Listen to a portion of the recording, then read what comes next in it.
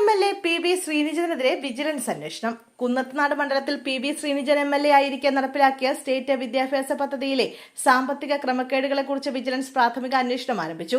മണ്ഡലത്തിലെ 11,000 കുട്ടികൾക്കായി 1.90 കോടി രൂപയുടെ ധാരണാപത്രം ഒപ്പുവച്ചിട്ടും പദ്ധതി യഥാർത്ഥത്തിൽ നടപ്പിലാക്കാതെ അഴിമതി നടത്തിയെന്ന് ചൂണ്ടിക്കാട്ടി യൂത്ത് കോൺഗ്രസ് പ്രവർത്തകർ നൽകിയ പരാതിയിലാണ് വിജിലൻസ് നടപടി.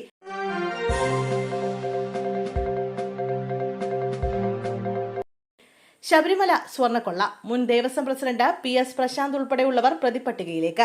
ശബരിമല ശ്രീകോവിലിലെ ദ്വാരപാലക ശില്പങ്ങളിലെയും കട്ടിളപ്പാളികളിലെയും സ്വർണം അപഹരിച്ചെന്ന സ്വർണ്ണക്കൊള്ള കേസിൽ അന്വേഷണം നിർണായക വഴിത്തിരിവിൽ. മുൻ പ്രസിഡന്റ് PS പ്രശാന്തിന്റെ നേതൃത്വത്തിലുള്ള 2025 തിരുവിതാംകൂർ ദേവസ്വം ബോർഡ് ഭരണസമിതിയെ കൂടി പ്രതിപട്ടികയിൽ ഉൾപ്പെടുത്താൻ പ്രത്യേക അന്വേഷണ സംഘം തീരുമാനിച്ചു. സ്വർണ്ണപ്പാളികൾ കൈമാറിയതിൽ വലിയ ദുരൂഹതയുണ്ടെന്നും മുൻ ഭരണസമിതിക്ക് ഗുരുതരമായ വീഴ്ചകൾ സംഭവിച്ചുവെന്നും ചൂണ്ടിക്കാട്ടി അന്വേഷണ സംഘം ഹൈക്കോടതിയിൽ വിശദമായ റിപ്പോർട്ട് സമർപ്പിച്ചു.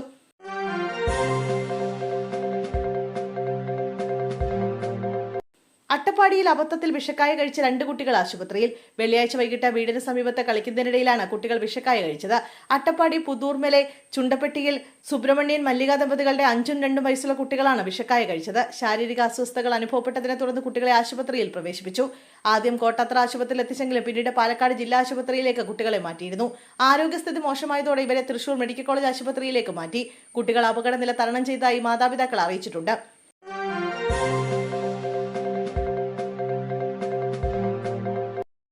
കാഫിർ സ്ക്രീൻഷോട്ടിലെ നിർണായക വിവരങ്ങളുള്ള ഫോൺ റീസെറ്റ് ചെയ്തത് സംബന്ധിച്ച് പ്രതി. കാഫിർ സ്ക്രീൻഷോട്ട് കേസിൽ അറസ്റ്റിലായ DYFI നേതാവ് ജിതിൻ ഭാസ്കർ ഫോൺ റീസെറ്റ് ചെയ്ത വിവരങ്ങൾ മായ്ച്ചു കളഞ്ഞെന്ന് കണ്ടെത്തി.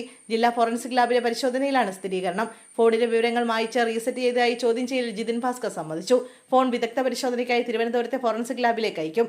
പരിശോധനയ്ക്ക് അയക്കാൻ കോടതിയിൽ SIT ഇന്ന് അപേക്ഷ നൽകും. അതേസമയം ജിതിൻ ഭാസ്കറിന്റെ കസ്റ്റഡി കാലാവധി ഇന്ന് അവസാനിക്കും. ദിവസങ്ങൾക്ക് മുമ്പാണ് കേസിൽ ജിതിൻ ഭാസ്കർ അറസ്റ്റിലാവുന്നത്.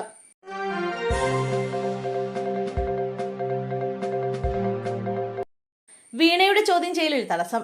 SFIO രേഖകൾ ഇനിയും ഇഡിക്ക് ലഭിച്ചിട്ടില്ല. CMRL എക്സാലോജിക് ED അന്വേഷണത്തിൽ പ്രതിപക്ഷ നേതാവ് പിണറായി വിജയന്റെ മകൾ വീണയുടെ തുടർ ചോദ്യം ചെയ്യലിന് തടസ്സം. SFIO രേഖകൾ ഇനിയും ഇഡിക്ക് ലഭിച്ചിട്ടില്ല. കോടതി അനുവദിച്ച 10 ദിവസത്തെ സമയം കഴിഞ്ഞു. ബുധനാഴ്ചയായിരുന്നു അവസാന തീയതി. രേഖകൾക്കായി SFIO അന്വേഷണ സംഘവുമായി ED ചർച്ച നടത്തും. 134 രേഖകളാണ് ലഭിക്കേണ്ടത്. രേഖകൾ ലഭിച്ച ശേഷം മാത്രമേ വീണയെ വീണ്ടും വിളിപ്പിക്കുന്നതിന്റെ തീയതി തീരുമാനിക്കൂ എന്നാണ് വിവരം.